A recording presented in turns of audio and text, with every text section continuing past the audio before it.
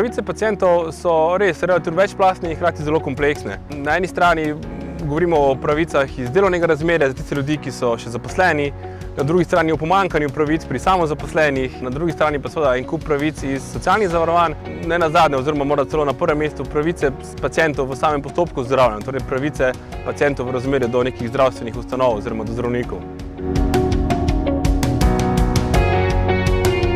Tista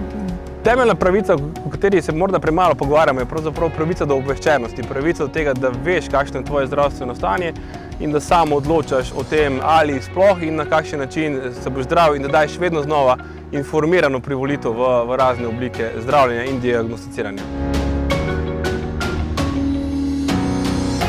Ljudi najbolj pogosto tare ravno to, kaj lahko v času bolniške odsotnosti oziroma kadar so doma počnejo.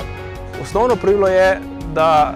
če nimajo posebnih navodil zdravnika, morajo biti doma za 4 stenami. Zato je za hematološki in onkološke bolnike, katerih zdravljenje traja zelo dolgo, ki pravzaprav potrebujejo svež zrak, ki se morajo celostno rehabilitirati, zelo pomembno, da se z osebnim zdravnikom oziroma hematologom dogovorijo, da jim le-ta da natančna navodila, kaj lahko počnejo, oziroma drugače, da mu da navodila, da lahko seveda zapustijo dom, da lahko gredo na morje, v hribe in da pač ne rabijo skozi biti doma. Tiste ljudi, ki jih štejemo med aktivno prebivalstvo, torej ki hkrati so vključeni v ta obvezna socialna zavarovanja, je seveda zelo pomembna pravica do invalidske upokojitve po koncu zdravljenja, če jim posledice zdravljenja pustijo takšne posledice, da zaradi tega ne morejo več nadaljevati svoje aktivne poti, potem do neke mere pravica do nadomestila za invalidnost in na drugi strani tudi vedenje, da ne obstaja pa več pravica do invalidnine, torej do nadomestila za telesno okvaro.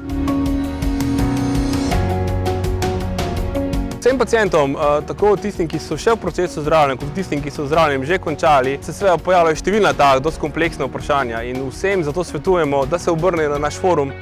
ki trenutno poteka še pod okriljem Medovrneta in tam s svojim konkretnim vprašanjem, s konkretnim problemom se obrnejo na nas.